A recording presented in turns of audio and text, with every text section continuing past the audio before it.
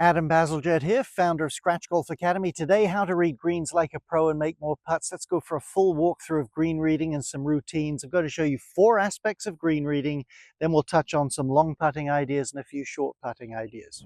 So rule number 1 for me is read the green first. Don't think about reading your putt till you've read the green. Now, number 2 is we're going to start to look at what a course designer is doing with the green. So let's look at this same green from overhead and see what's going on there.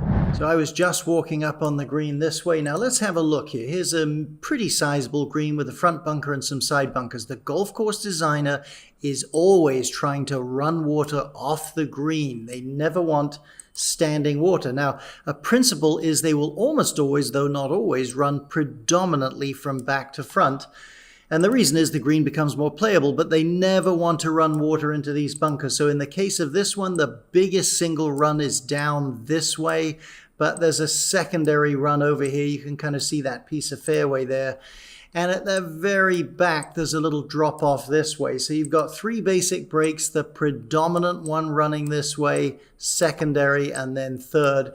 And you need to open your eyes up. These are easy things to see because it will help you judge your putts. Now, another thing I want you to look out for here, and that is what we call zero lines.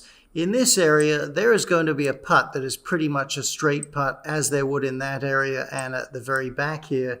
If you can, and use your imagination, it's not too difficult to see there, figure that out, you can start to see what your relationship might be to that zero line. So let's say we have a putt going this way, or I should say a slope going that way, and I'm the hole's here for argument's sake, and I'm a little bit there. I know it's breaking back into the zero line here. Can be helpful. Let's look at one more image, and that would be the next green. Now, in this case, we see water over here. Typically, you would have the general slope towards the water, but the fact that Tom Fazio has chosen to put bunkers here means he's funneling water that way. And the predominant pitch of this green is that way with a little portion of it going there. Open your eyes to these things. They're simple principles. So this is a pretty flat area of the green, but because I know the bottom of the green is down there, I know it isn't breaking that way. So I'm not going to make a really bad read. Let's have a go at it. I would expect just a teeny bit of left to right break. Tiny bit, almost straight, but it avoids a really bad read. Keep those eyes open as well in segments of the green where it's appropriate for the zero lines. It's pretty easy to see once your eyes are open to it. Once you can see what the straight putt is, your relationship to that line will tell you a lot about the break. Well, we've all seen players doing that on TV. What are they doing? They're measuring not their feet so much, but the feeling of uphill, downhill. You can feel through your feet.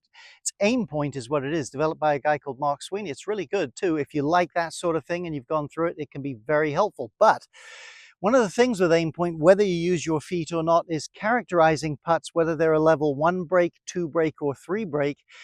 And I'm going to show you an app here. It's the Scratch Golf Academy app that will help you do that and really give you some insights on this. Let me quickly show you that, and then we'll come back outside. So there's the free Scratch Golf Academy app, Green Reading Trainer. Let's look at that. There's a video of me that has a lot more depth in it, actually, than the YouTube video you're watching. And if I get rid of that, you'll see it's a leveler. So depending on where you put your phone, you can see the degrees of break. And within that video, I'll tell you what constitutes a 1 or a 2 or a 3 level break. So I hope you'd enjoy that. Putting Tempo Trainer, let's touch on that.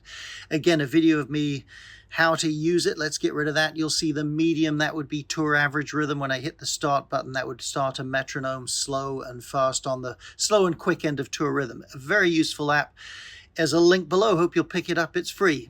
So this is a putt, 7 yards, 21 feet. Now, I heard a stat the other day from my buddy Andrew Rice while we were doing a golf school together that shocked me, I can tell you, but he's great with stats. A tour player, the median tour player, if they make the cut, in other words, they play 72 holes, how many take from 21 feet or longer? Could be 40 feet, 22 feet or whatever. Not percentage, but how many times will they make a putt during that entire tournament? 1.5. You may say, I found that shocking. Now, what happens on TV is they cut to someone that's making a putt because they know that's of player interest, plus they're watching the leaders that are probably making more putts than that. But what that tells us is once you're in these long, and this isn't that long a putt, but once you're in the longer putt range, you're not going to make too many of them. Get them close. Let's have a go here. Everybody knows that. Ugh, just slipped it out there, not too bad. And be careful that you don't get too aggressive. If you have too much of a commitment to get the ball to the hole, it's not going in if you don't get it to the hole, but if you have too much of a commitment there, you are going to run too many putts 5-6 by the hole, 5-6 feet by the hole. You need to miss it 50% long, 50% short, believe it or not, for the most short putts.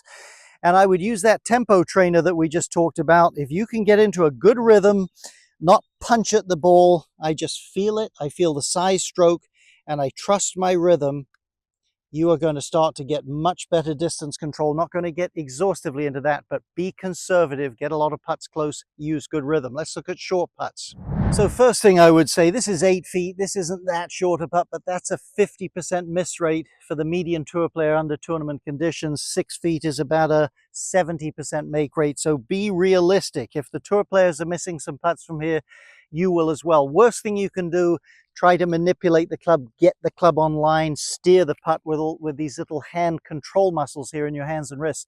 Get some connection, relax your shoulders, create the motion from here. Now the feel is in the hands. I feel the putt in my hands, but I don't sense any sense of creating the stroke or hitting from there. Let's see if I can make it. Should have a little right to left. It's like that. And just get in there, create some movement and go. Trust your rhythm, trust your connection, feel the club, but don't be too hard on yourself. Give it a go. Hope these putting tips are helpful for you. Hope these green reading tips are helpful for you. Maybe make you play some better golf.